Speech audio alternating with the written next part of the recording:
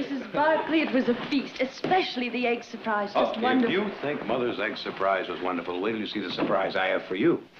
That's the one I want to see. The surprise you have for her. Let me guess. I know. You're going to let me smoke an after-dinner cigar with the men folk. Stand back, my lovely. Voila! Ah. Oh, it's beautiful. Well, what is it? What is it? It's a pool table. Believe me, the current rage in San Francisco. Sweeping the West Coast like prairie fire. Introduced by the far-sighted and progressive Barkleys into the Big Valley. Well, I'm impressed. I'm overwhelmed. But what do you do with it? Brother Jared, show the lady. You just wait here. You can't go barging in here like that. Mr. Nick. Jock!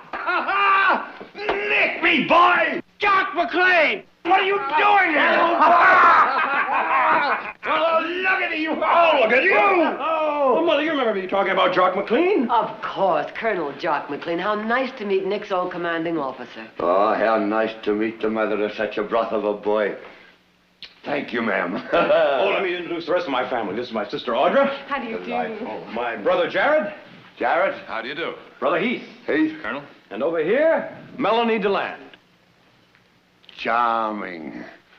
Oh, Nick, what a palace you've got here. I'm sorry to come barging in like this, ma'am, but I wanted to see the boy, and what with this business and all that's on. Is this a business trip, Jack? Haven't you heard? Oh, yes, they finally located the Barkley riverboat, the River Monarch. The River Monarch? Hey, a wee boy fished up a bit of the wreckage. That's what put us on the track. It was miles away from where they've been searching. After all these years. Well, excuse me, Jock, but just what is your stake in this? Oh, laddie, don't I wish I did have a stake in it. When she went down, she was carrying $1 million worth of government gold. I've been sent down here in charge of the salvaging. Lassie.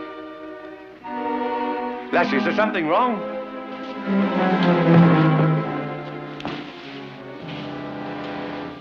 Melanie. Melanie. You all right now? I'm fine, really. I'll see you in, huh? No, I'm all right, Nick. It was just too much of a good meal. Now, you better be fully recovered by Sunday. I don't think I can make it through that picnic all by myself.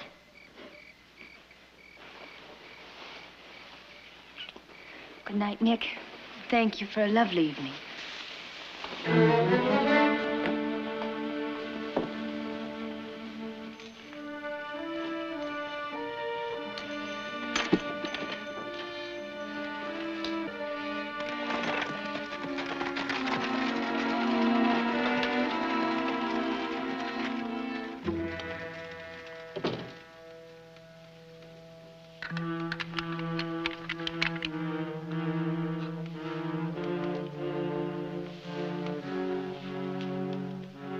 Please. No. No, no, no!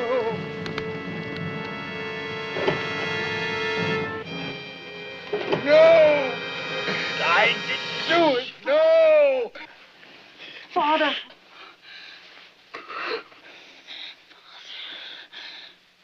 Oh, baby.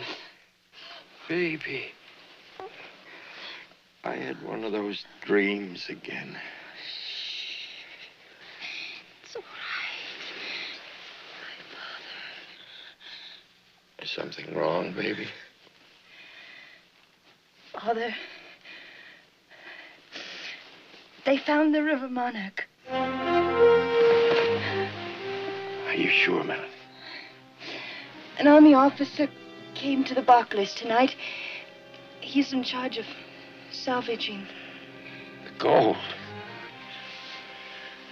The gold. We've got... Get hold of Peter Doolin. At once. Tell him to call a meeting of the circle. I know, baby. I thought it was over, too. I prayed to God it was over.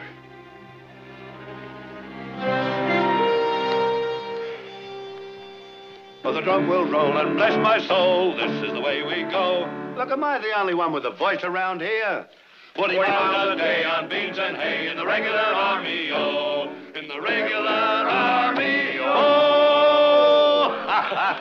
We sang that song all the way through the wilderness campaign. Aye, the wilderness campaign. Wasn't that when you first joined the 48? It was, and the first time I saw you, you were sitting on a tree stump. Behind a tree stump. Hiding from the enemy. Ah, you were sitting on that tree stump, nursing a mini ball you just got in your leg, and the same time you were threatening the regimental surgeon with slaughter if he didn't fix it in time for the advance. Days of glory, eh, boy? Now, will you all be joining old Jock in a wee toast? To the days of glory. To the days of glory.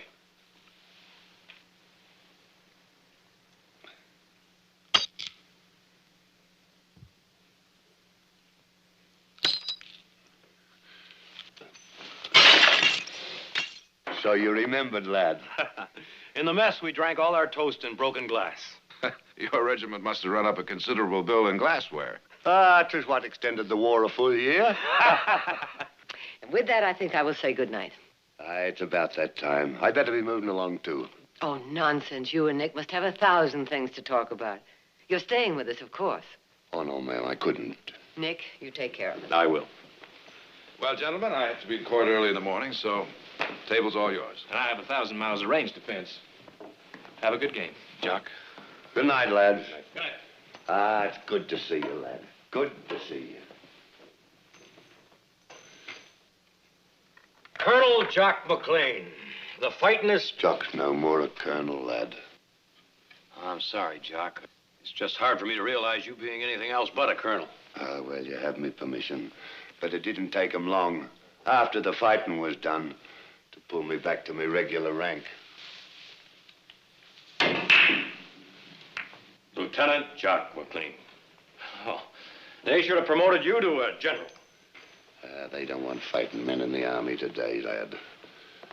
Pink tea sippers, handy with the ladies, good at small talk in large drawing rooms. That's what rates for promotion today.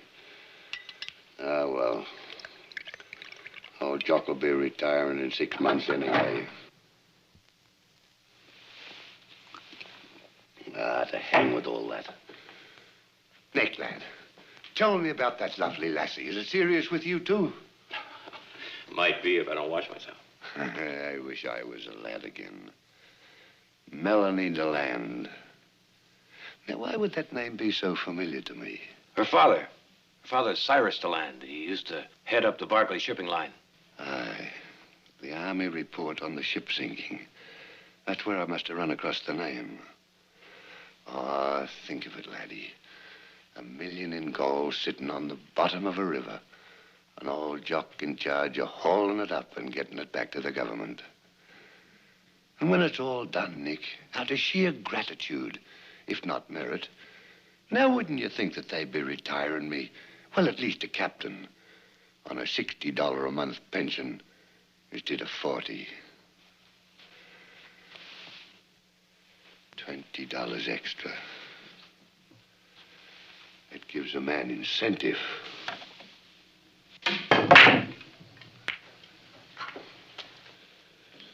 What about another whiskey, lad? I have a bitter taste in my mouth.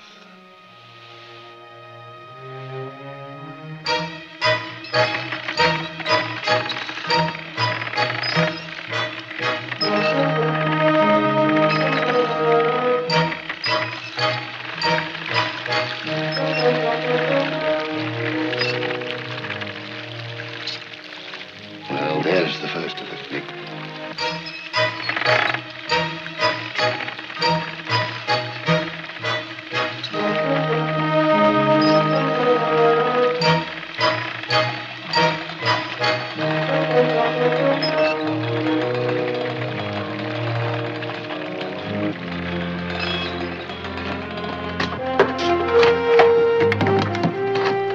Break it open. lad. Has there ever been a man alive who hasn't wanted to see what a ton of gold looks like?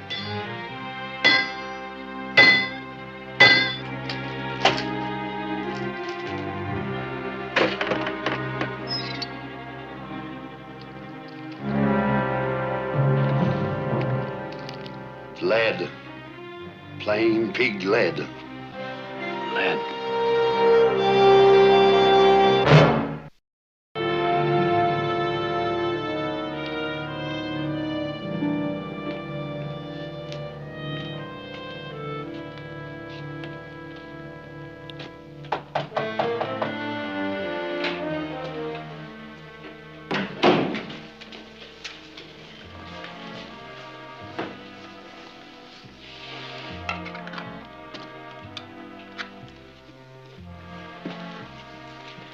Good evening, Miss Melanie.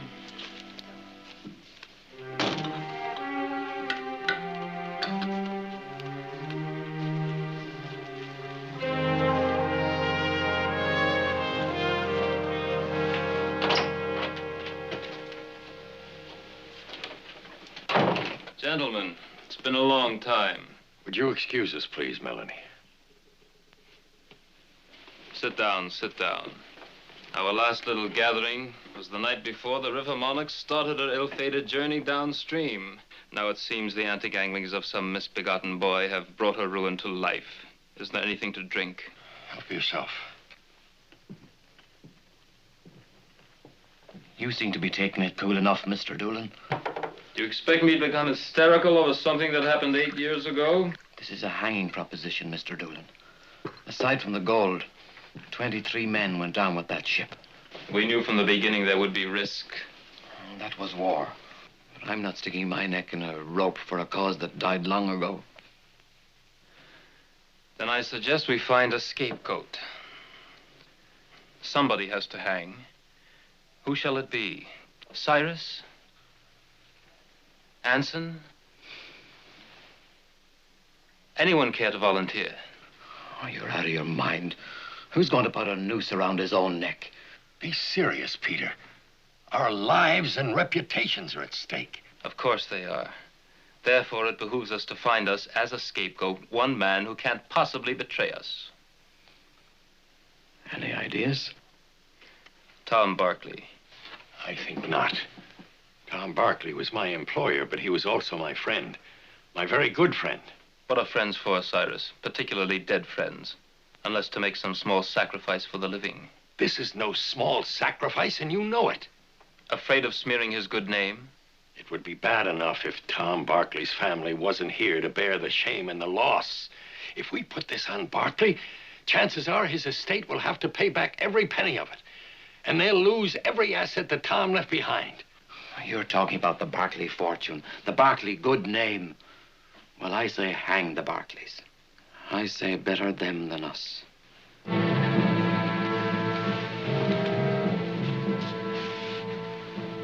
Gentlemen. Mr. Doolan, how do we go about it? That's the beauty and the simplicity of it. Gentlemen, you have a distinguished journalist in your midst. One Peter Doolan. A few discreet items in the paper should help us all rest easier.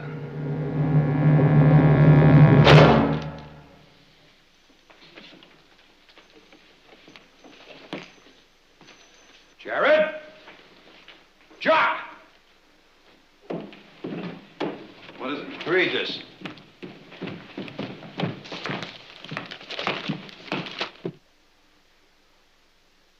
Where'd he get this? He stops just about 6 inches short of the biggest liable... Short? Read on. He practically accused his father of sinking the River Monarch himself. You were supposed to keep this quiet pending investigation. There were workmen on the salvage crew that day, and heaven knows how many others who knew what we were looking for.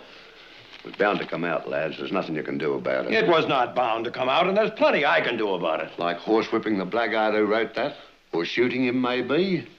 Now, that'd truly prove your father's innocence, wouldn't it?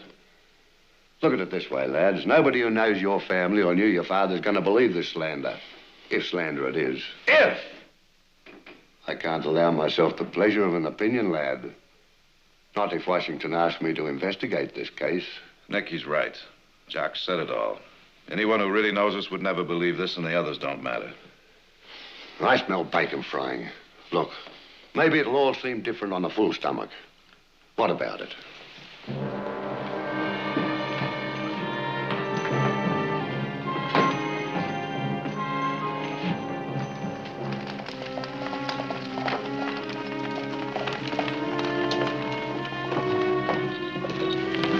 Minnie, how are you?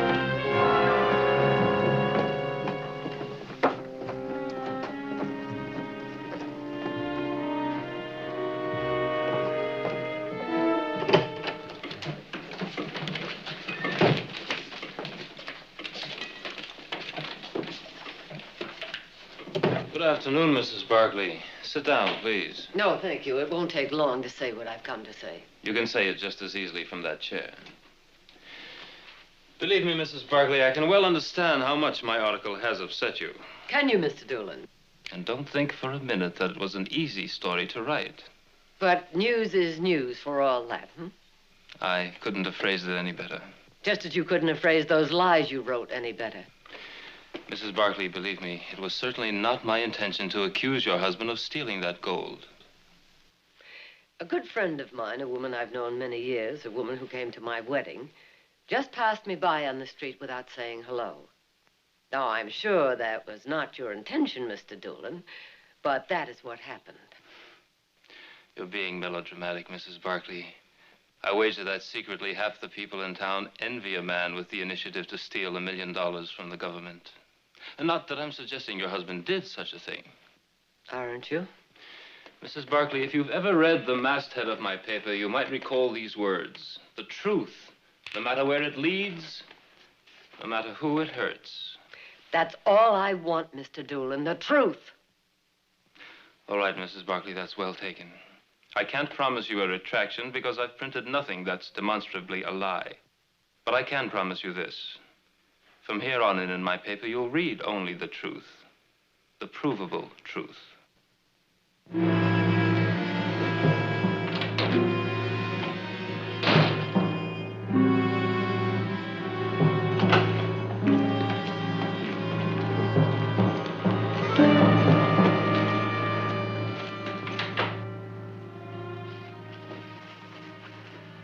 Sam, I'm not here. Leave it to me, Miss Melanie. I'll wait for you.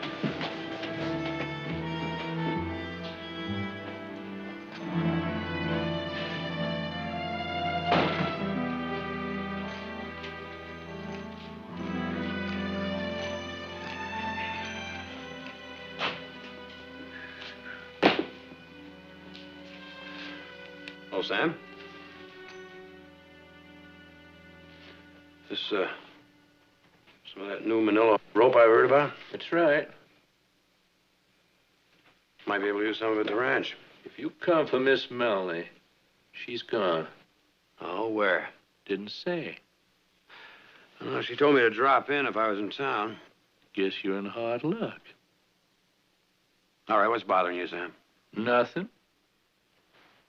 Nothing's bothering you. What do you mean by that? Now, you can read the paper, same as all of us. You mean that story that was in the other day? Not the other day. That one set us all to wondering. But the one today, we don't have to wonder anymore. All right, now, what are you talking about? You haven't seen it? Well, it's all there. How your mother tried to bribe Mr. Doolin from telling the truth.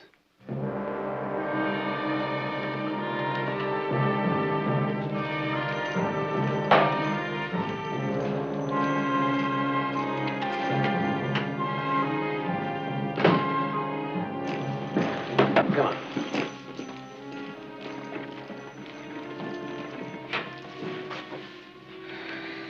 Thanks, Sam. No trouble. Wanted to let them know how we feel in this town about thieves, even if they are Barkleys.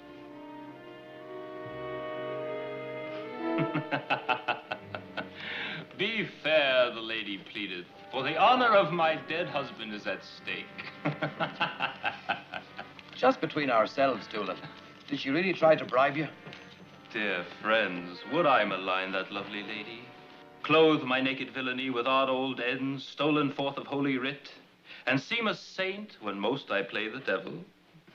Richard III, Act 1, Scene 3.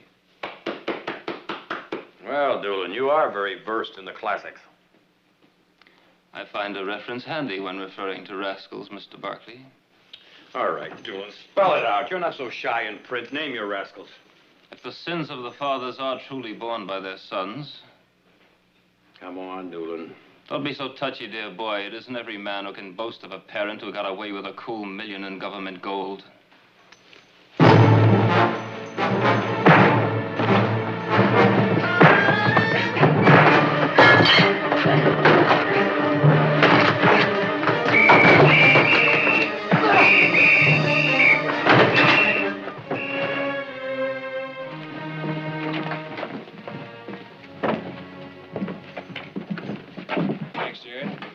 Jared, you may have bailed us out, but better not start preaching to me. Nick, the next time you start a public brawl because you don't like what someone says about your family, I wish you'd let me know about it. I'd like to get in on it. Hey, what's this? Jock, what's all this about? Corporal Drums just brought me some fresh orders. I'm moving into the hotel. Oh, there's plenty of room at the ranch. Nick, I've been assigned as the investigator on the River Monarch affair. And that being the case, I don't think it fitting that I should remain under your roof. Now, wait a minute. Nick. I think he's right. He is if he figures to dig up something that involves father. What I think doesn't count, lad. I've got to make a very thorough investigation, starting with the possibility that your father might be involved. Jared, I'll want to see all of your father's records. They'll be at your disposal. Thank you. Corporal, let's get this stuff inside.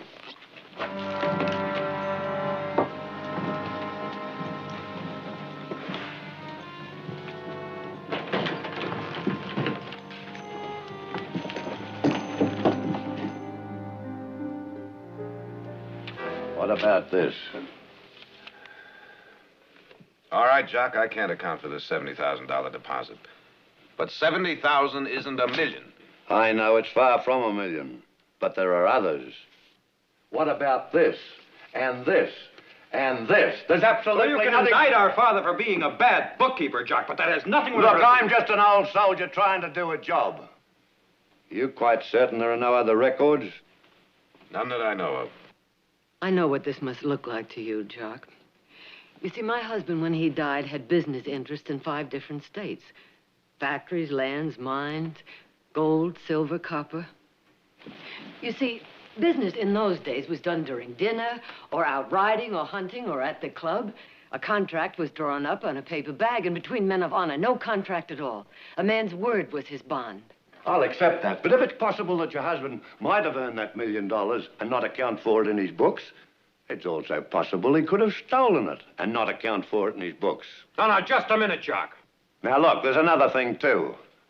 The ship never sunk because of an explosion in a boiler room. There was a blasting device planted in a cargo hold. You're talking about murder, because 23 men went down with that ship, and that, Jock, that my husband could have been no part of. Not for 1 million or 10 million or 20 million. Well, I didn't know the man. I did.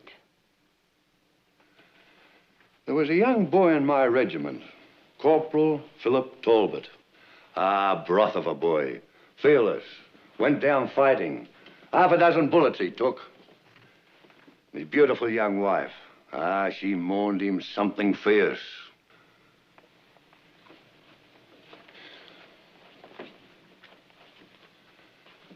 As did the 2 other women he married. I'm sure that all 3 of Talbot's wives thought they knew their husband, too. I'm dreadfully sorry, Mrs. Barkley. I haven't completed my investigations yet, but it's my duty to inform you, if my findings go against you, that the government has decided to commence legal proceedings against your husband's estate for $1 million. Good night.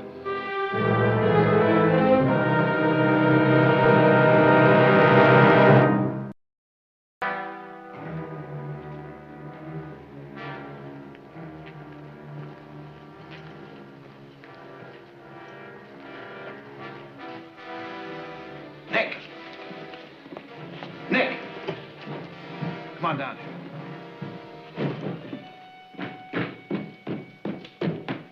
You find something? Now, nothing conclusive. But according to this, there were others right here in Stockton who had access to that gold and a motive to steal it. The Knights of the Golden Circle. They're Confederate sympathizers. Now, in the 18 months prior to the end of the war, there were about a half-dozen small shipments of gold that were ambushed.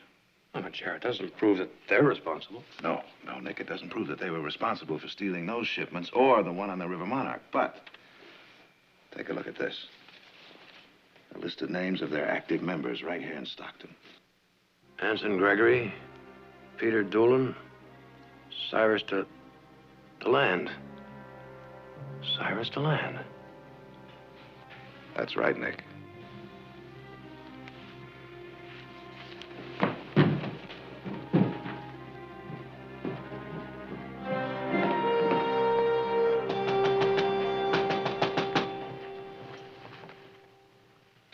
Nick, it's late. Now, Melanie, you got better manners than to talk through a door.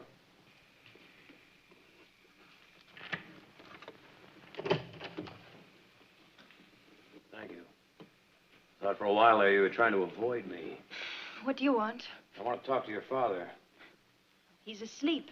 I think it's important enough to wake him up. I'll decide that after you tell me what you want with What him. I have to say to your father has to be said in private. I am not waking him, Nick. All right, Melanie. Your father was in charge of the Barkley shipping line, and Anson Gregory was the purser of the River Monarch. That's a matter of record. Now, either of them had as much access, if not more, to the gold than my father. As much access and more motive. Motive? You mean for the money? Oh, look around, Nick. Does this look as though my father stole $1 million? Do we live like millionaires? If he had stolen the gold, where could it be? How could he have gotten rid of it? Could have sent it to Richmond, to the Confederacy. You'll stoop to any vile slander to exonerate your own father, won't you? Not only is my father a thief, but a traitor to the Union. I think you'd better leave, Nick, now. Before you faint? Like you fainted at my house when Jock McLean mentioned they had found the River Monarch?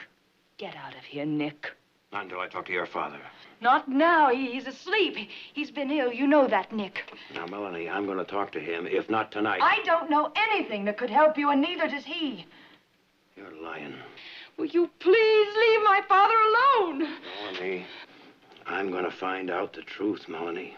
If not from your father, then from Anson Gregory. And if not from Anson... You won't find out anything from Anson Gregory, Peter Doolin, or anybody...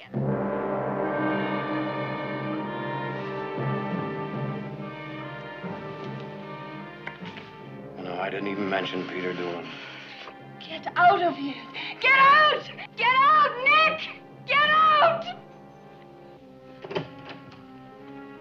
Get out!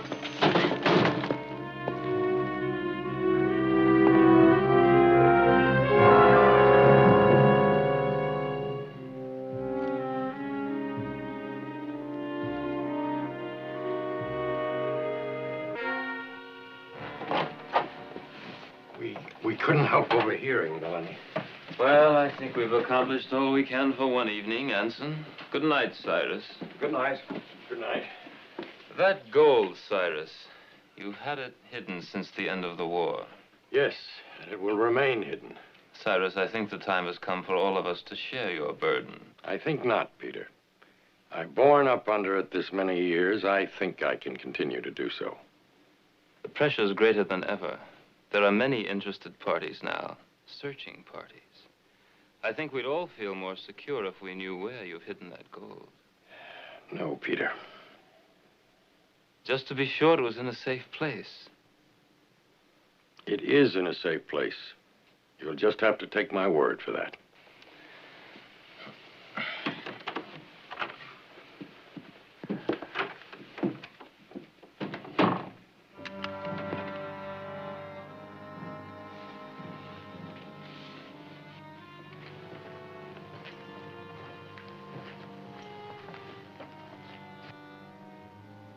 I made a mess of everything, haven't I, Millie? Oh, baby, baby. Baby. crossroads, Anson. We can sit tight, live in the hope that Melanie's love for her father is greater than her love for Barkley. Or we can remove temptation from her path. Remove Nick Barkley? There'd be no chance of her saying anything to a dead man.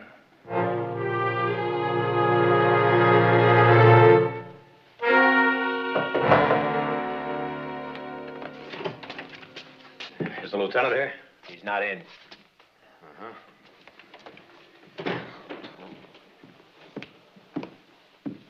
Jock, I want to talk to you. My young friend Nick. Come to share a glass with his old colonel. Will you excuse us? I can't leave you alone with him in this condition. Corporal, it's all right. Just give us a little privacy.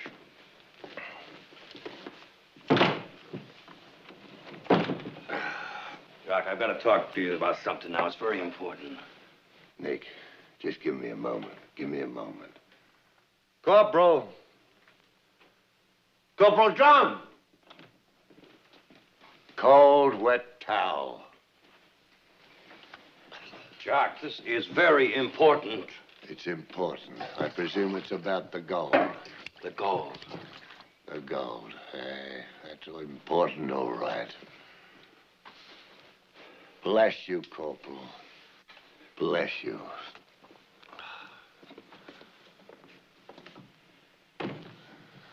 Jock, I think I know who stole the gold and why. The Knights of the Golden Circle. Confederate sympathizers. They were not only Confederate sympathizers, Jock, they took an active part in their cause. Did you know that Anson, Gregory, Peter, Doolin, and Cyrus DeLand were members of the Knights? I've been through their histories with a fine-tooth comb, and I can't even begin to place them anywhere near the robbery. Jock, don't you think it's just a little bit strange that the purser, Anson Gregory, was the only man to survive when the ship went down? He survived, with injuries. Injuries, Jock, minor injuries. Injuries that could have been faked. The point is, he escaped, while 23 men lost their lives. I found out something else, Nick. Your father was aboard the Monarch. When it exploded? He got off at the last fueling stop before the boat went down. Oh, now, wait a minute, Jock. That's no proof that he set that bomb. But it's an indication they had an opportunity to set it. Well, there you are, Nick. Your father against the three of them. And not any one of the three a penny richer than before the boat went down. But your father, the only man in the state who could steal $1 million in gold and conceal it amongst his tremendous assets. All right, Jack. Now, if the gold was pirated to the Confederacy, there would be no reason for Gregory, Doolin, or Delane, or any of the others in the circle to be any richer. Nick, there are papers in Washington to prove that that gold never got anywhere near the Confederacy. Oh, I'm sorry, Nick. I'm sorry, Nick, lad. Truly sorry. There's no need for me to tell you how much your friendship means to me, but what about a drink for old time's sake? Just one more drink with the old colonel.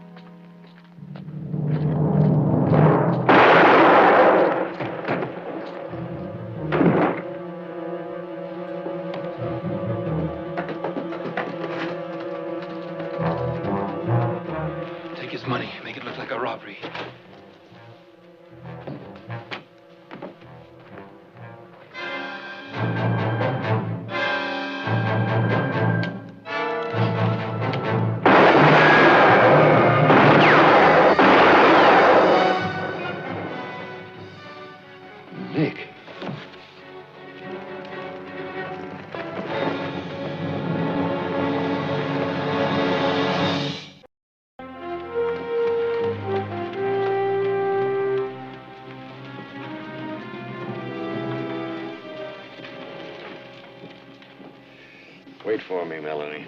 Father. It's gone far enough. Too far.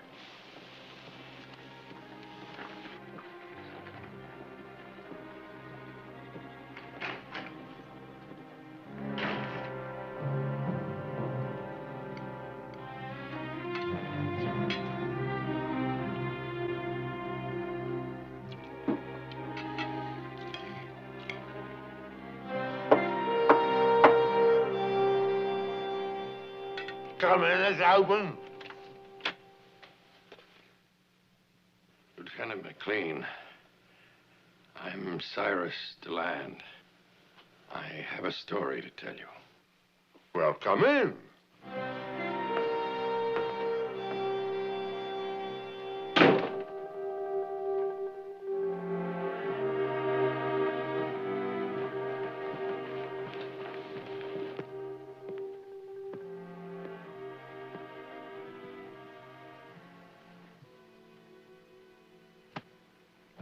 Nick, you know what the doctor said. Doctor be hanged. If I stay in that bed one more day, I'm going to really be sick. I'm all right.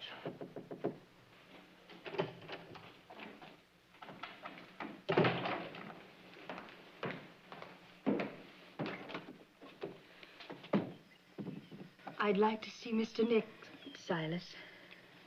It's Miss Melanie, Nick. May I come in?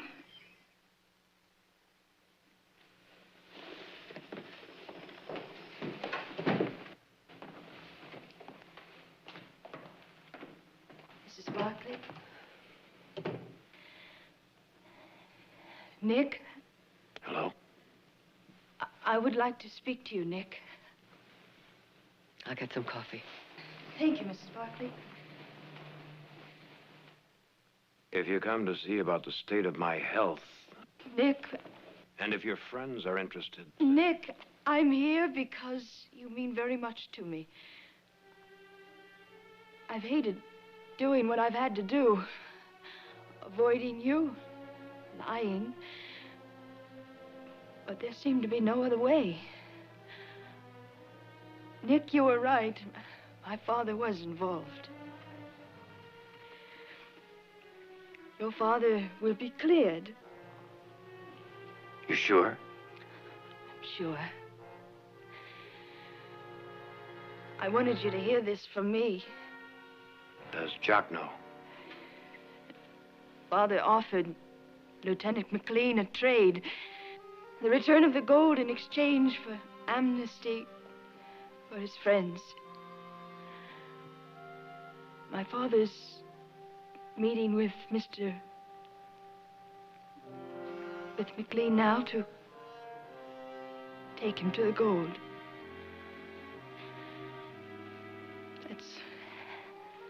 That's all I came to say. Goodbye, Nick. Melanie.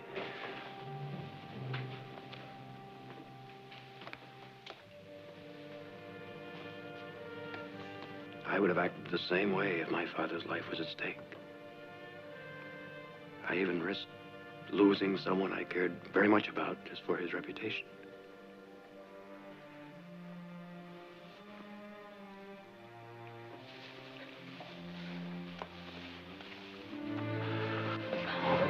It's all right.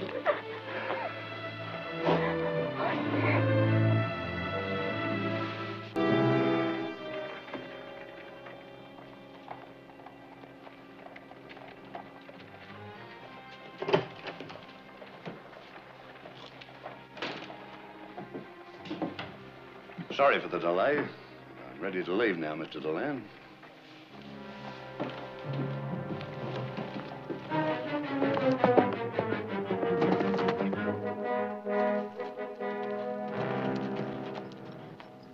Nick, I just came from the telegraph office.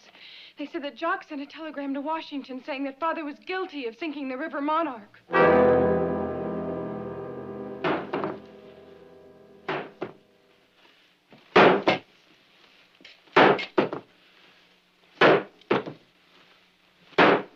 Are you quite sure nobody else knows the gold's here?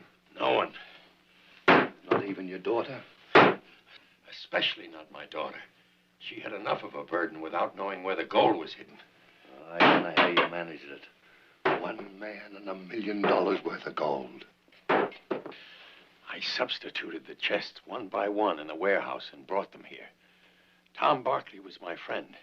He took my word that the chests loaded on the River Monarch were filled with gold.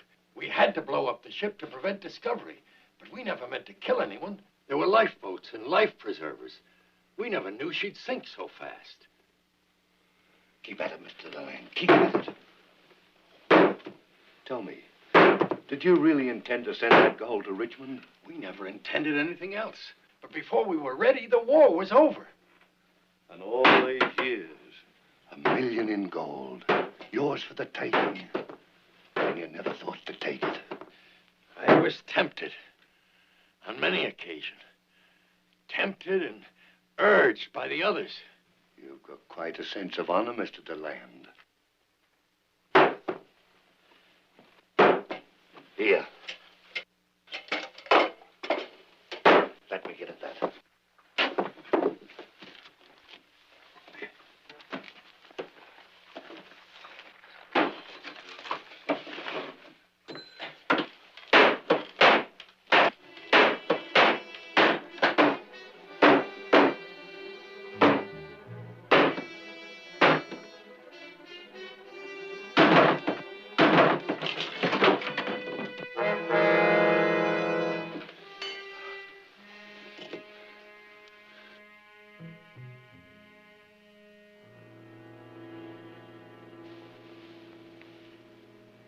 Yes, Mr. Deland.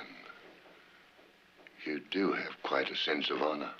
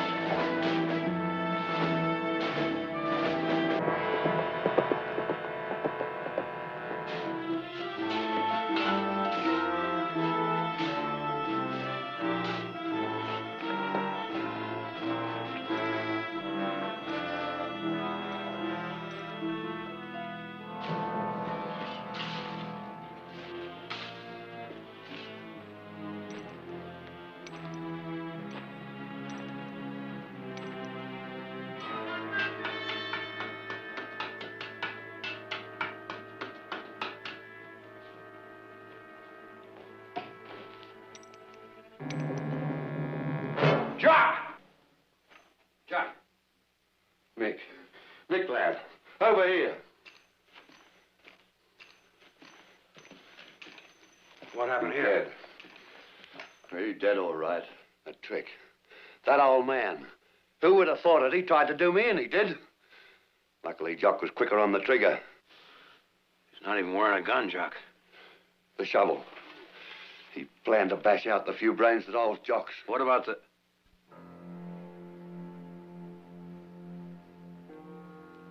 What about the gold? Just a trick. There's no gold here, lad. Coal, stone walls, and a few rats.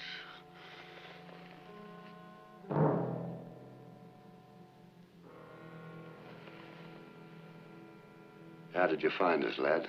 The old man said that the old man had nightmares, Jack. Nightmares about gold and mines.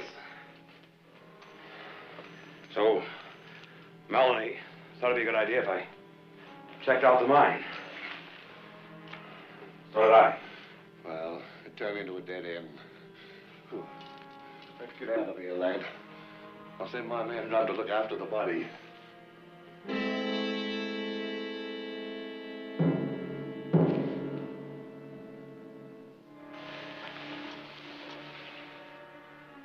You ought to be more careful where you drop your cigars, Jock. I'm sorry you had to see that, lad. Jock, I didn't have to see that. When I heard about the telegram, I Try to figure, a dozen reasons why you'd say a thing like that about my father. And I could only come up with one. You wanted the gold for yourself. You're making it easy for me to do what I've got to do, Nick. Well, I'm only sorry that I won't be here to watch you try to talk your way out of this. Stay where you are, Nick. Don't move. I swear to you, Nick, I'll shoot. I wouldn't do it if I were you, Jock. Melanie knows where I am and why. Now, if you kill me, you won't dig yourself out of this 1 inch. Nick! Nick! For the sake of everything we've been through, stop! Nick! Nick!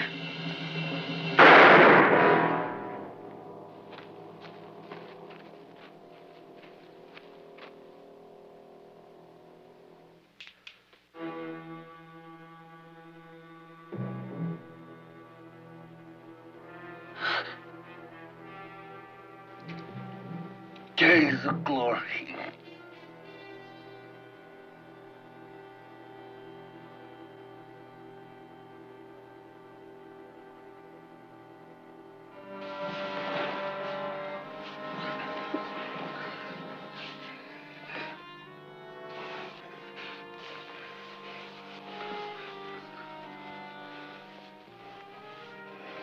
My soul, this is the way you go.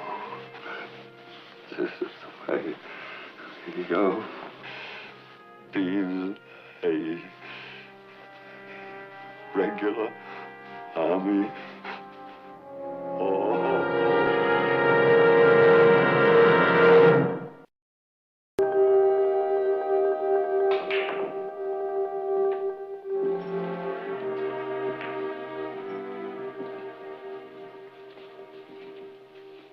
How's the arm, Nick?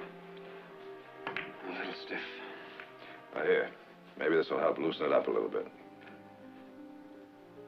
Jock told me once the Army was his whole life. He joined when he was 16, gave it 30 years of service. 30 years of honorable service. I wonder if that'll account for anything at the court-martial. I don't know, Nick.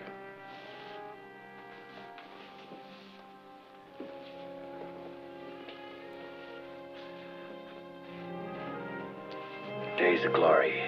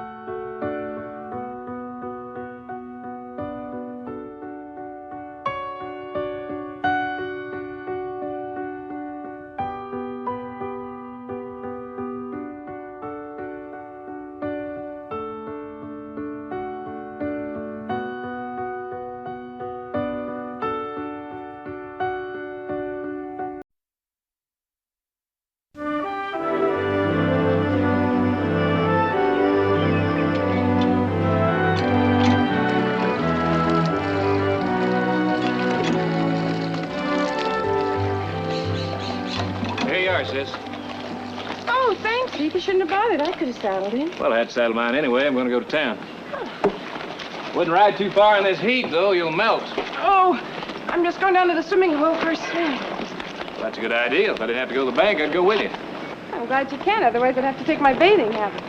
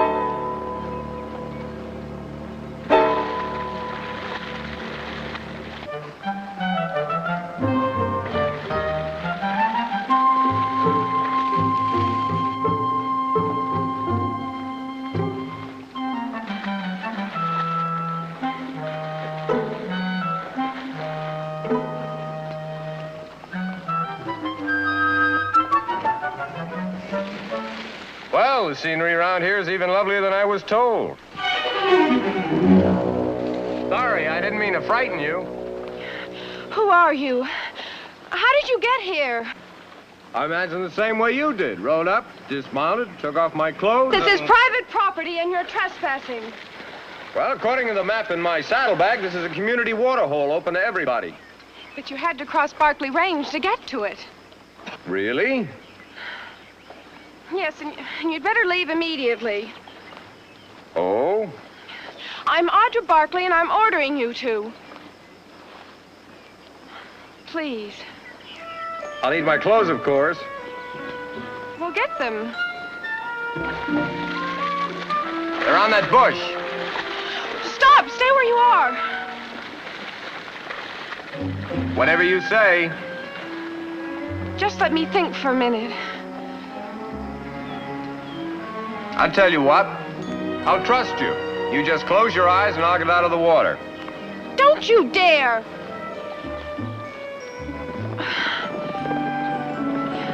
I'll get dressed first and then...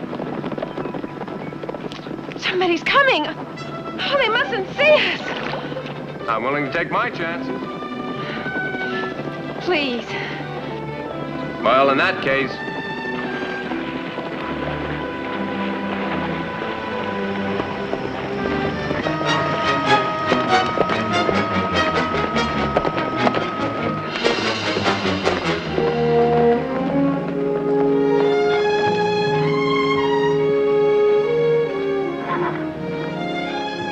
Down about a foot. Mighty low for this time of the year. All I can tell you is last year this time, this whole area was fine pasture. Now look around. Not enough to feed one head, let alone a herd. Jace, are you as worried as Nick and the other boys I've been talking to? Rain 6 weeks late. Hot weather instead of cold. I tell you, it's the start of a bad drought. Just like the kind that ruined my place in Texas.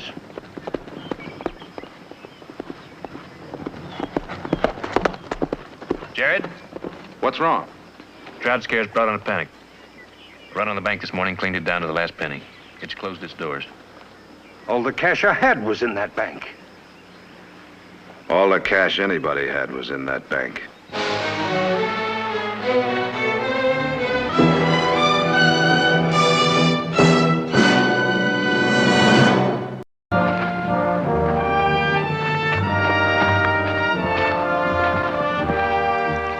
Fine, thank you. Jared? Yes, please. Well, we're more fortunate, Scott. The bank closing hurt us pretty bad, but we should be able to stay on our feet. All of our bills are paid, and most of our enterprises are solvent. Audra. I'm afraid the rest of the ranchers around here are in debt up to their ears. Excuse me, Jared. Oh.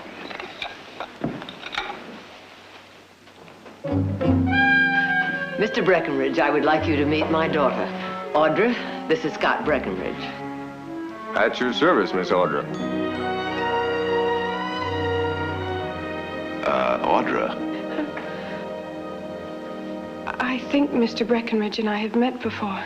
Yes, I have the same feeling. Where was it? Let me see. I remember. Paris. At the Duc d'Orléans' annual masquerade ball, you went as a water nymph. No? Well, London, then. The Savoy? You were dining with Count, Scott, I'm afraid you have Audra mixed up with somebody else. Counts in the continent are still just a little bit out of her line. Well, that's their great misfortune. Oh, speaking of misfortunes, did you hear about the bank failure? How awful. Indeed it is. I'm sure under the circumstances, the family has a lot to talk about, Mrs. Barkley. I won't intrude any further. You're not intruding at all. Of course you're not, Scott. I'm only sorry you made the trip from San Francisco for nothing. Not necessarily for nothing. There's a lot of money to be made in bad times as well as good. If your offer to show me around still holds, I'd like to stay in town for a while. It certainly does. Why don't you meet me here for breakfast in the morning? We'll get an early start. I'll be here. Thank you for your hospitality, Mrs. Barkley. We look forward to seeing you tomorrow morning. A pleasure meeting you, Miss Audra. I hope we bump into each other again sometime. I'll see you to the door.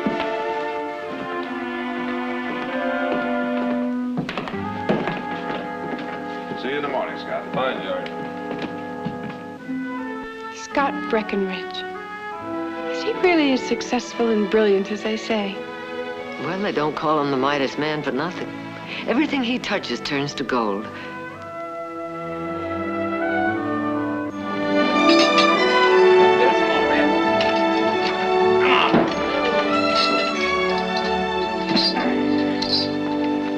Come on, Nick. All right. Wind him up.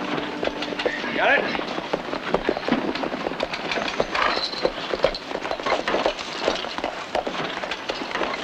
Morning, boys. Morning, Nick. Heath? Morning. What can we do for you?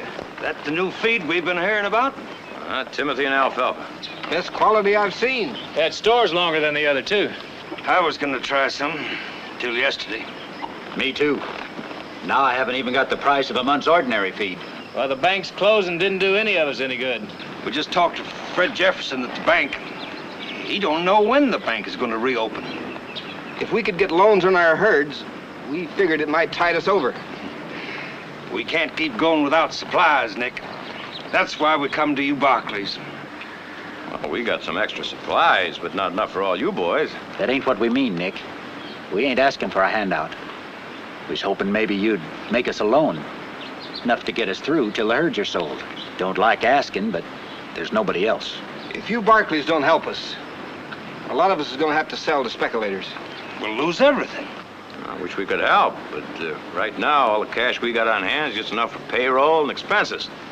It's going to have to stay that way until we sell our own herd. Is that all? That's all. But what about your mills and the foundry and the mine? Wait a minute. Not cash, Jace. But you can raise cash on them, can't you? If the bank were still operating, yes. All right, Nick. Then tell us, where do we get the money? I'm sorry. I don't know. Well, perhaps I do. Morning, Nick. Morning, Scott. Heath. Scott? Boys, this is Scott Breckenridge. Scott, these are our neighbors. This is Titus McKelvey. Mr. McKelvey. Morning. Jace Holman. Mr. Holman. And Ed Mead. Mr. Mead. Pleasure, gentlemen. As I was saying, I have money, and I'll be happy to advance you loans in any amounts you may need. You mean on our herds? I don't know anything about cattle, Mr. Holman, on your land. What kind of terms, Mr. Breckenridge? When is the cattle market open? 90 days. All right, 90 days at 12%. That's kind of high interest, isn't it, Scott? It's twice what the bank charges. Speculators will ask higher. And they're your only alternative, gentlemen. You're right there. I've heard that Stockton cattle are the finest in the valley. Their sales should cover the loans easily. With the drought getting worse, I wouldn't count on cattle for paying off any loans. You know, you could lose a whole herd. Remember what happened the last drought? Nick's right, boys. Scott here is a personal friend, but I'd advise against taking him or anyone else up on short-term loans under these conditions. You ain't hurting for money. Jared's got a good point, gentlemen. There's a lot of risk involved in short-term loans for everyone. Guess it's pretty much of a gamble either way, Mr. Breckenridge. If you're willing to risk it, so are we. You got a deal. Good. Jared, would you draw up the necessary papers? Boys, I'm advising you against these loans.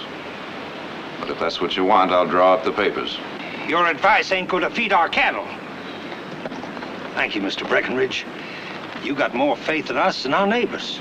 Well, I'm glad you think so, Mr. Holman. Good day, gentlemen.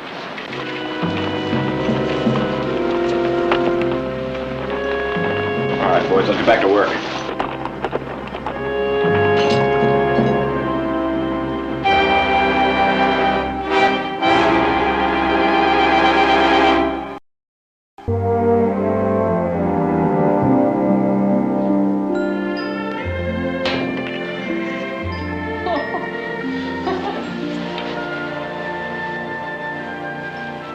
You're very quiet tonight, Jared. Anything wrong? No. I was just thinking about Scott Breckenridge, wondering why he made all those loans so quickly. You know, there really isn't that much in it for him. Are you afraid he's speculating, hoping the ranchers won't be able to pay? Well, I don't like to admit it, but he could be. He's completely unpredictable at times. How can you say that when he's risking so much money just to help them? Why, if it hadn't been for him, they wouldn't even be able to buy their supplies. Audra, believe me, he's no philanthropist. He wouldn't risk anything just to help somebody. Well, you probably just don't understand him. I know him pretty well. I used to handle some of his legal affairs for him. Well, I think you're wrong. I think he's wonderful. Absolutely wonderful. Most women do. What do you mean? He means he's like me, irresistible. And he's got his choice of the most sophisticated ladies from San Francisco to Paris. So I'm afraid he wouldn't be interested in you, little sister. Well, if those women are so fascinating, why isn't he married by now? One woman is rarely enough for a man like Scott Breckenridge. The need for conquest is too strong. They simply aren't the marrying kind. Aren't they?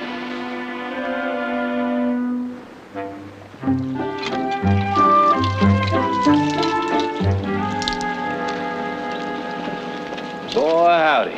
Where are we going like that in broad daylight? Into town. In that dress? You're gonna get a terrible sunburn. This dress is the latest thing in Godey's ladies' book. Well, either the sun's mighty weak back east or those Godey ladies have hides like mules. Do me a favor. Tell Mother I'll be home later on this afternoon. I'll tell her. Bye-bye. You better get some cocoa butter while you're in town. You're sure gonna need it.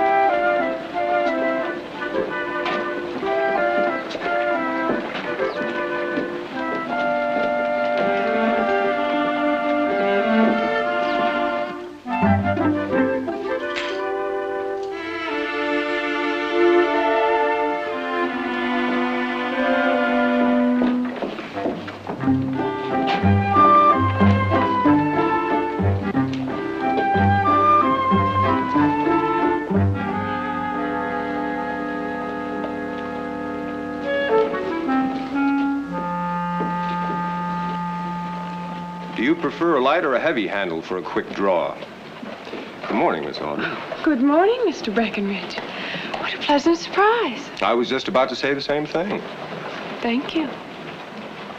Isn't that one of Godey's latest frocks? Why, yes, it's called a morning dress. Yes, all the ladies in New York are wearing them now. Really? Oh, they're considered to be the height of sophistication. That one makes you look at least 16. I'm well over 16. Well over 16, you don't say. You're impossible. So I've been told. Well, what brings you to town on such a hot day?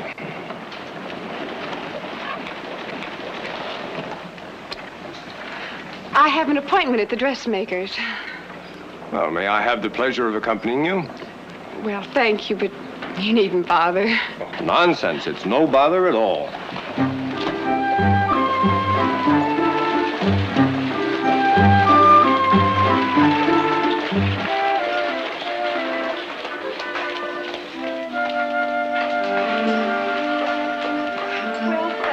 You really needn't take me any further. Well, I've seen you this far. I'll see you to the door.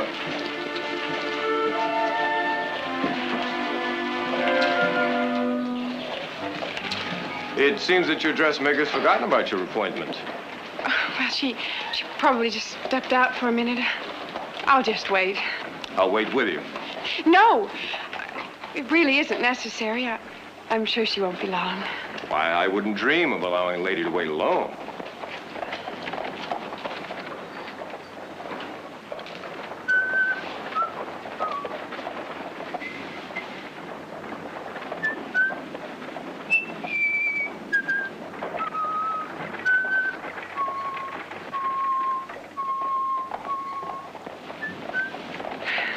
It's awfully warm, isn't it? Indeed it is. Maybe my appointment's for next week. I mean, I might have gotten them mixed up. Really? Yes, I don't think I'll wait any longer. A wise decision. Inasmuch as your plans have changed, Miss Audra, perhaps you'd like to have an ice with me at the hotel. Why, thank you, Mr. Breckenridge. You don't think I had an appointment at all, do you? I suppose you think I came all the way into town just to see you.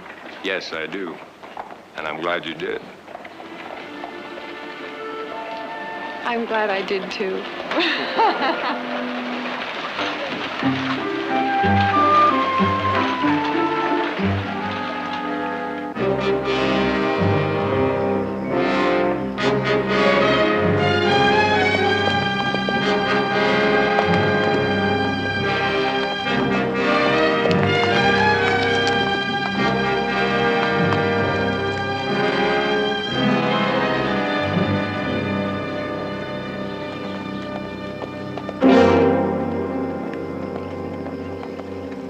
Hold it! You Barkley's blind or something? Didn't you see my iron stuck over there? We saw it. Well, what do you think you're doing? I got 50 head back there coming in here to drink. Well, we'll be watered out of here by the time they get here. That ain't the point. It's first come, first served at a community hole, and you know it. You agreed along with the rest. We couldn't wait, Jace. We found those cows in a dried-up water hole. No telling how long they've been without water. You still got water in your high pasture. Why didn't you take them there? They're too weak. They'd never make it that far. My cows are weak, too. But I wouldn't go hogging the community hole when I had some of my own. Hogging? You want us to let these cows die, Jace? If that's what you want, say so. Let them drink. To my way of thinking, hoarding water in a drought is the same as stealing.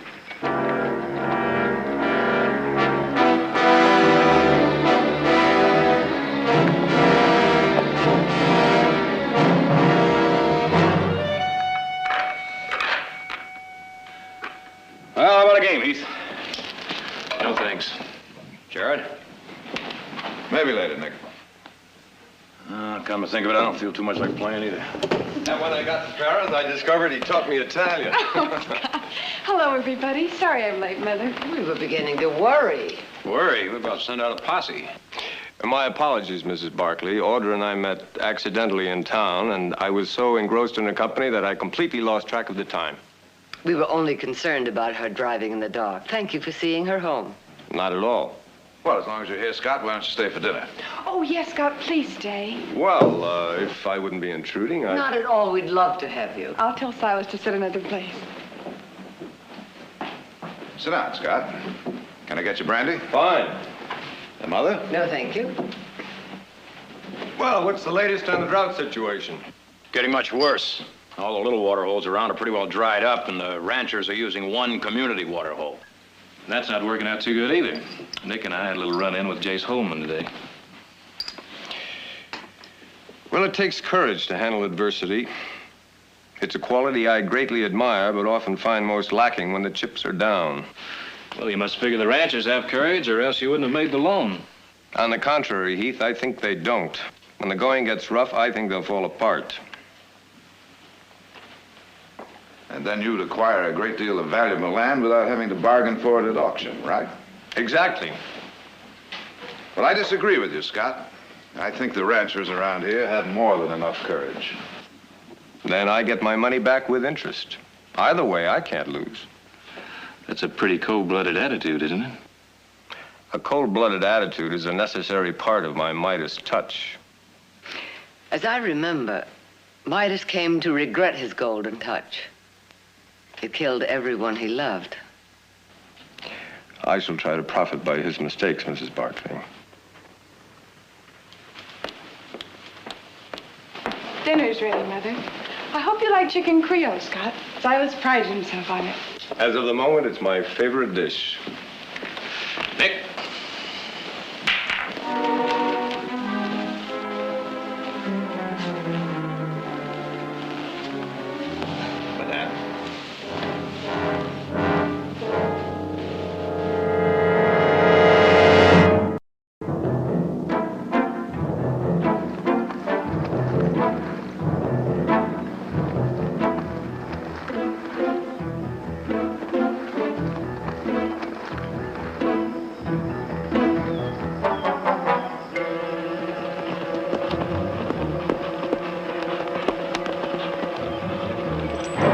gonna get yourself some water, you better quick get to it, because I plan to drink this whole thing dry. You don't, I guarantee to finish the job.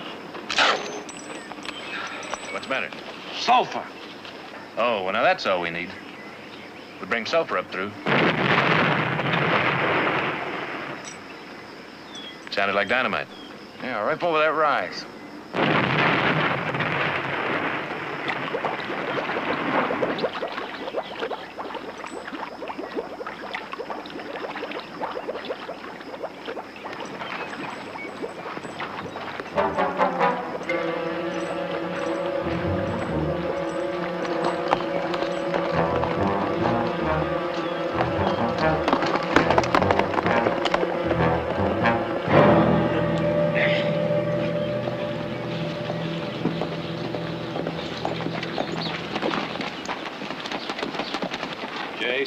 You set that blast?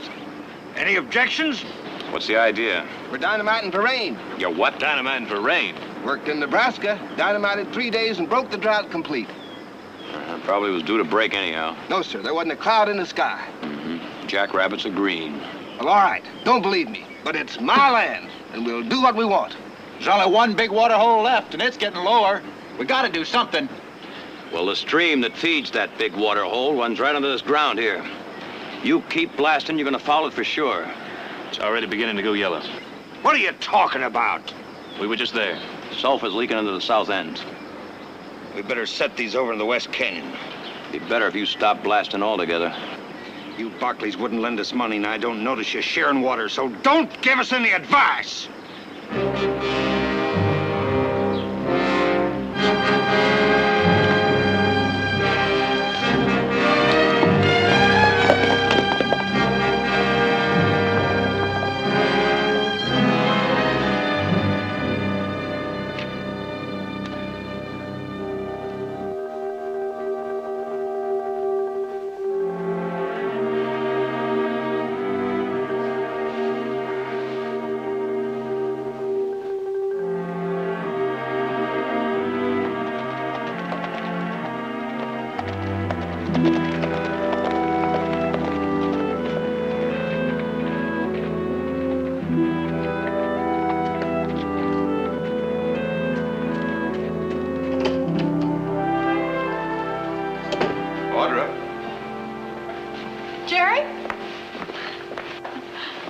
Say, young lady, wasn't that your horse I saw tied up in town today?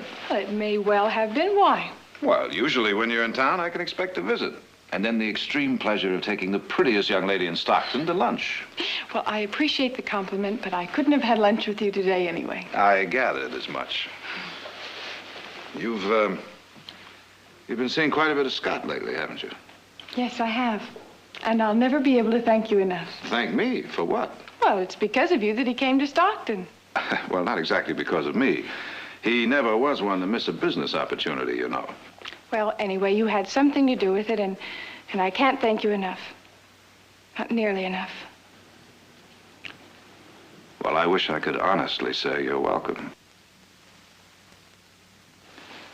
Audra, how much do you think you know about Scott? Well, to begin with, he was born in New York City in 1841 of English parents. Now, that isn't what I mean. I know it isn't. Why do you ask, Jared? Well, I just don't want to see you get hurt, honey. I know Scott well enough to feel positive he'd never hurt me. You're sure? I'm sure. But thanks for worrying, Big Brother.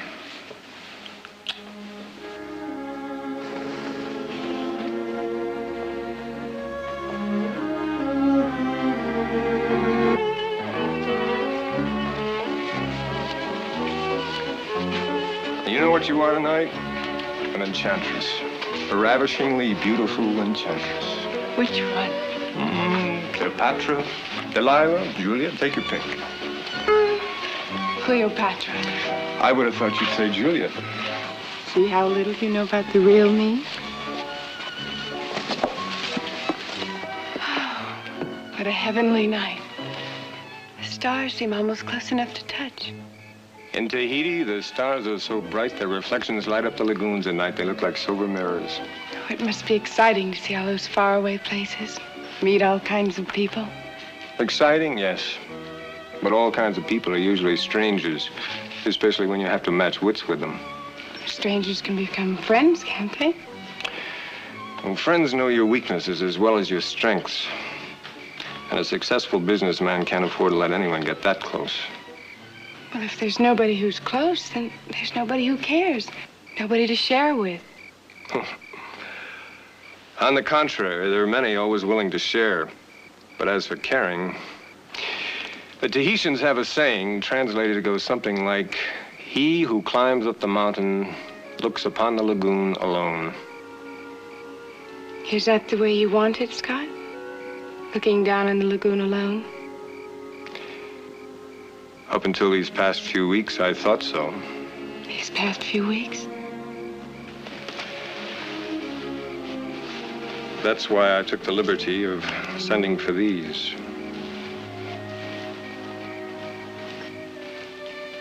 You mentioned you like pearls. I've never seen anything so exquisite. Wait, I really shouldn't take them. Surely an enchantress isn't bound by rules of propriety. Audra, do you want them? Of course I do. Then take them.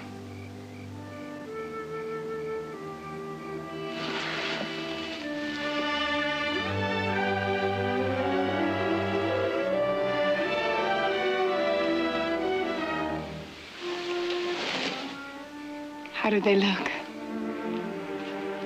You look beautiful.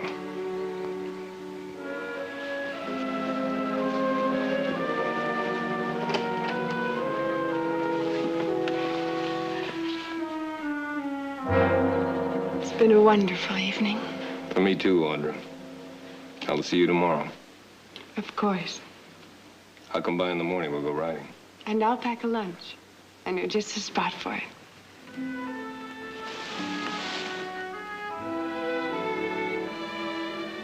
Till tomorrow.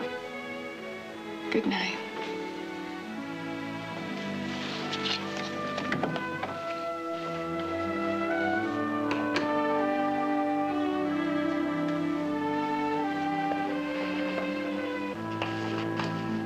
Audra? Did you have a nice time? Oh, marvelous. Dance and dance and dance and dance. Look what Scott gave me. He sent to San Francisco for them. Well, they're lovely. Is it some special occasion? I just said I like pearls, that's all. Well, I'm sure Scott only meant to be thoughtful, Now, but... Mother, I know what you're going to say. That I shouldn't accept expensive gifts. Unless they're from my fiancé.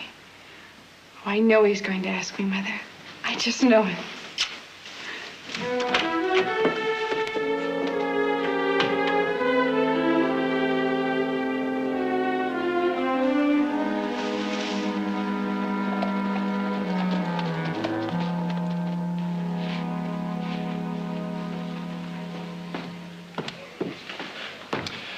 Good morning, Mrs. Barkley. Mr. Breckenridge? I received your note. This is an unexpected pleasure. Thank you.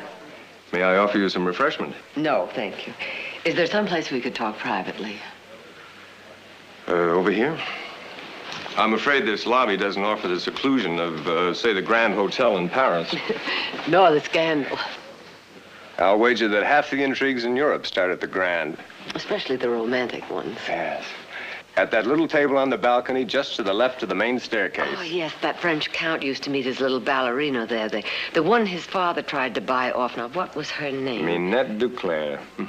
Lots of men used to meet her there. Oh?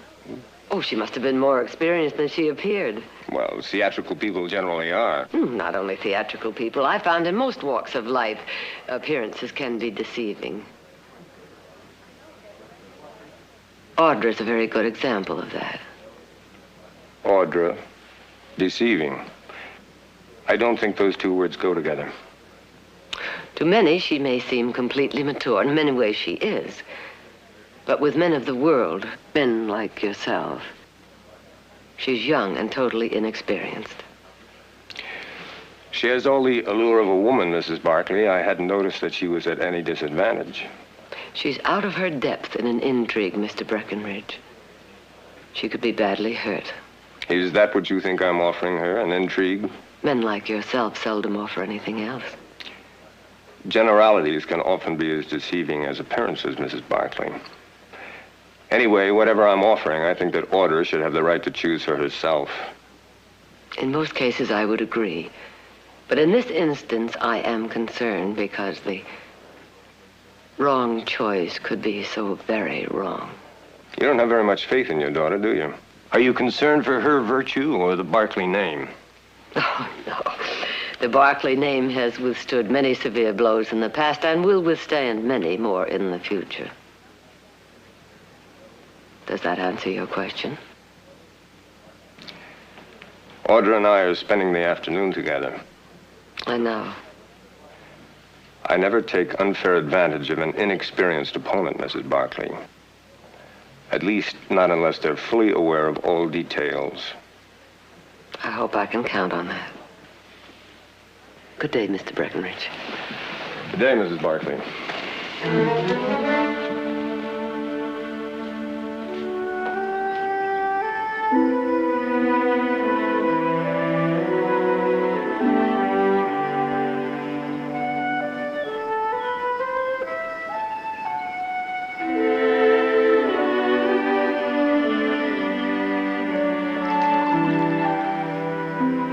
That's the last.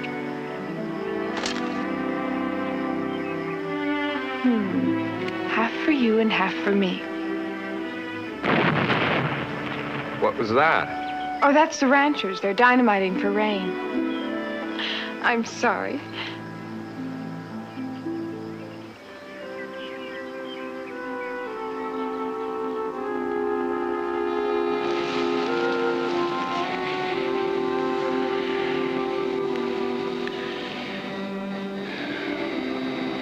That was even more potent than the wine. How much more, Scott? So much more that when I leave here, I want to take you with me. I want to show you all the exciting places in the world. London, Paris, Rome. Make myself the envy of every man on 2 continents. Oh, yes, Scott. Yes, I'll go anywhere with you. Anywhere in the world.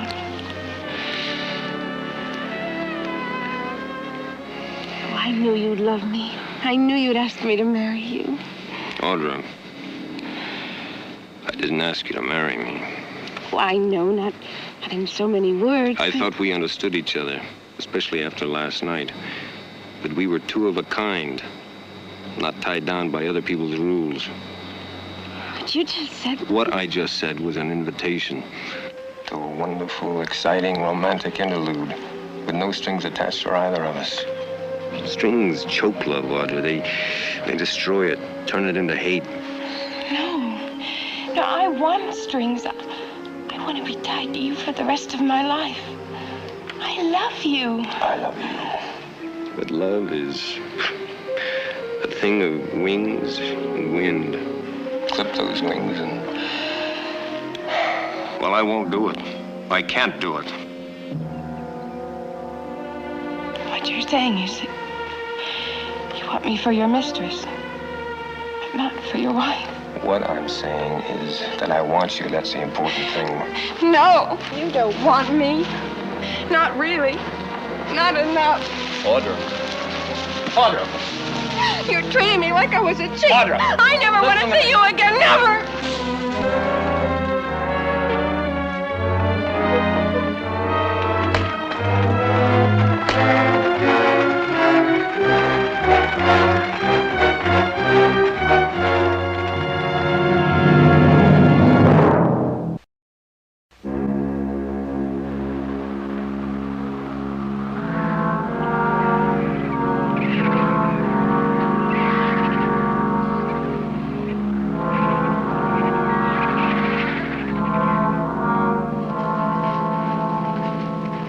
Never been a drought like this since I've been in the valley. It's bound to break soon. All we need's a little time. I'm standing firm, gentlemen. I want the full amount with interest, and I want it 1 week from today when it's due. We can't pay by then, and you know it. Then I'll expect you to vacate the land. Suppose we refuse to get off. You do that, Mr. Holman. And this range will be swarming with state deputies within 48 hours. I believe that's all, gentlemen.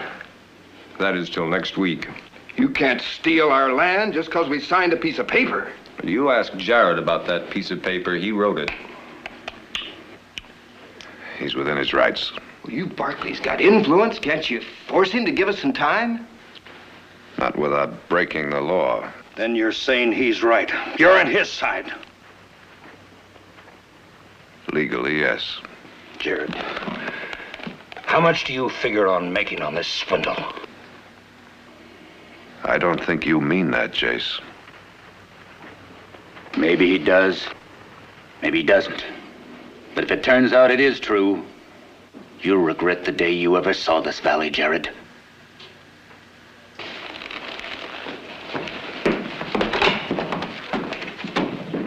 Scott, I'm going to ask you one more time. Extend those loans for 30 days at the same rate of interest. I like it the way it is. All right, then. Suppose I underwrite those loans with mortgages on the Barkley mills. That's a gallant gesture, Jared. Too bad your neighbors aren't worth it. They may be frightened men, but they're honest. And they're my friends. They have a very interesting way of showing it. And even if we could break those contracts, it would take months. All assets would be tied up, and none of the ranches would be able to hold out. He's not a financier, he's a vulture. I'm afraid you're right, Nick. While everybody else is praying for rain, he's hoping the drought will last. But just until every rancher who owes him money is beaten into the ground. Yeah. And when I think I'm the one who suggested he come here in the first place. Heard Jace Holman pointing that up in the saloon today. Jared, is there anything we've overlooked that would change Scott's mind? I doubt it. I've already taken the liberty of offering him mortgages on our mills. He refused. Apparently, he doesn't realize exactly how much losing their land means to the ranchers. Or worse, he knows and just couldn't care less. Excuse me. Where are you going? There's something I have to do before dinner. What Scott's up to is clear enough. As soon as the drought's over, property values rise, and he can ask any price he wants. I heard there's talk in Sacramento of finding a way to bring year-round water into the valley. Well, if they do, they'll have the support of every rancher in this valley, I promise you that. If there are any left around to give support.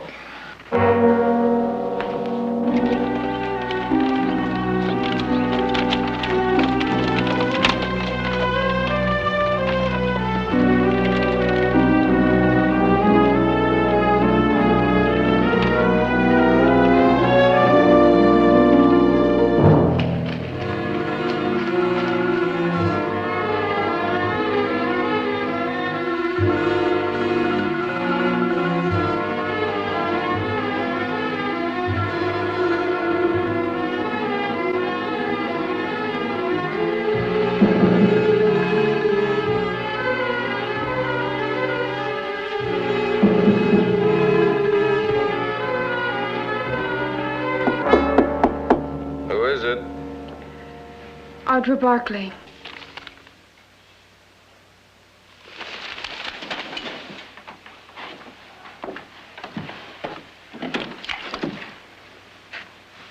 Audra? May I come in? I rather thought a bachelor's hotel room was a little out of bounds by your rules. Please, it's important.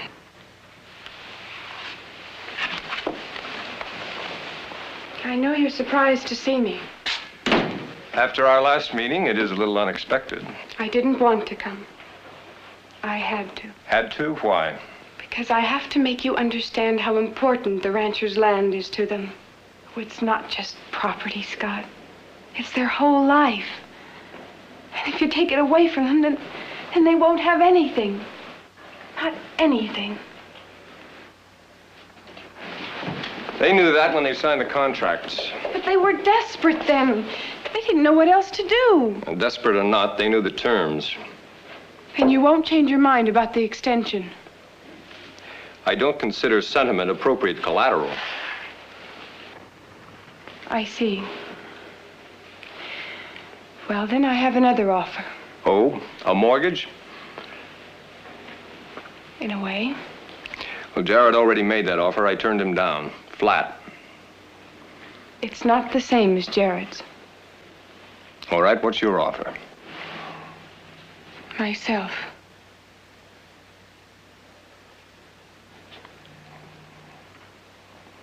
That's an interesting offer.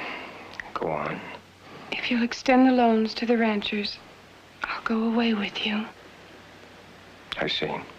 And I'll stay for as long as you want me.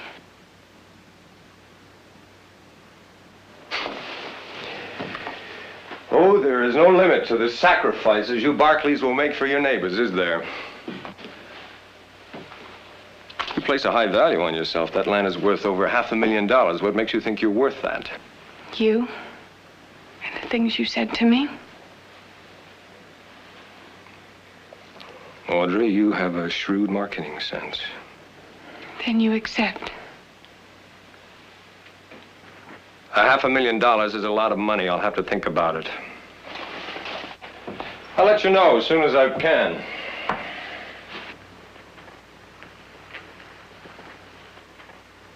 You're the most despicable man I've ever known. I rather imagined you thought that.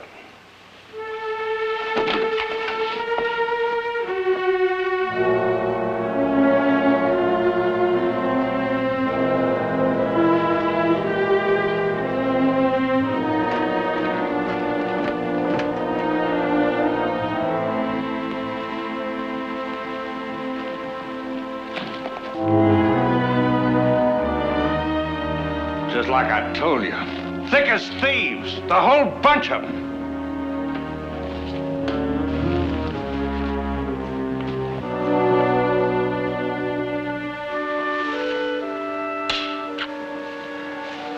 One more? No, thanks, Heath.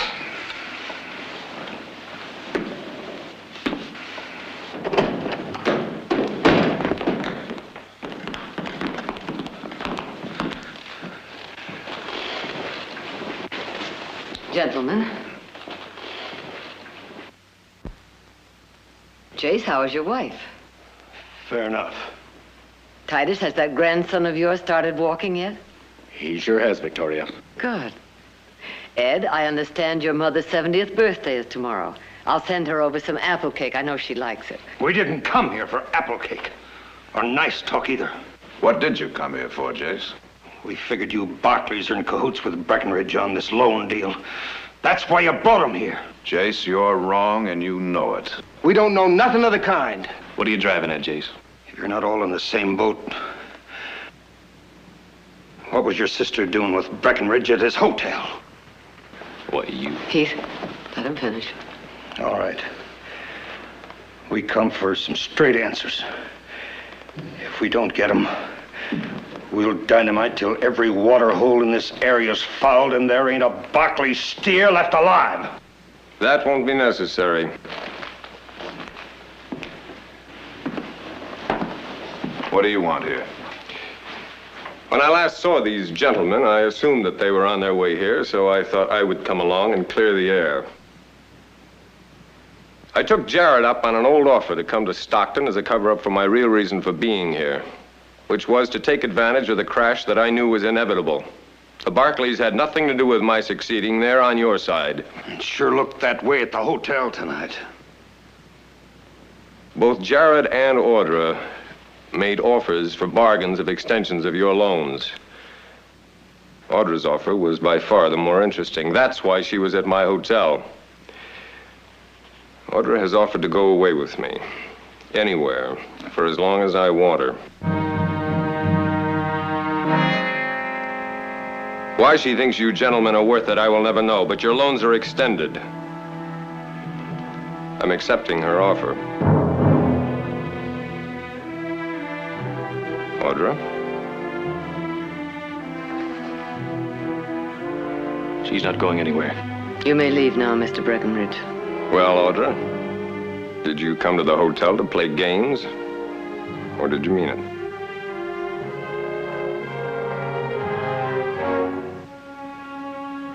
I meant it.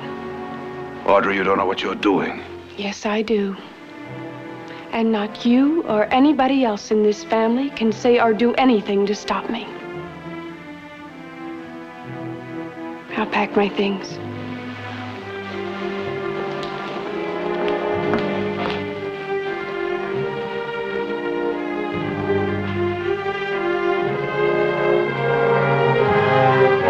Speaking for myself, I don't think I accept your extension, Mr. Breckenridge.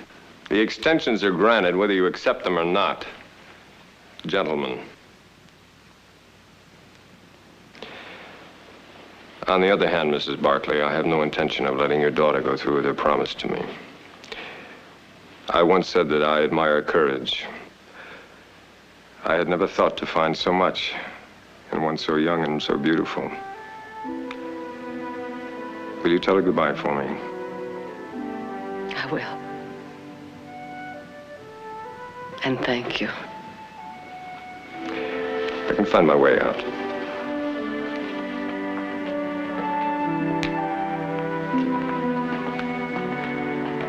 Mother, do you know what...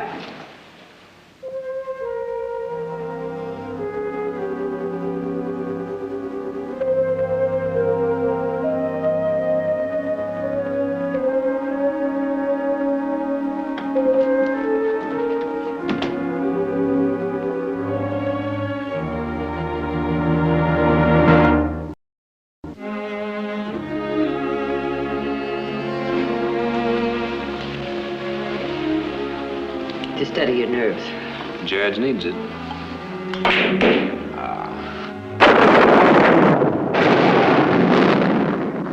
Thunder and lightning. The drought's over.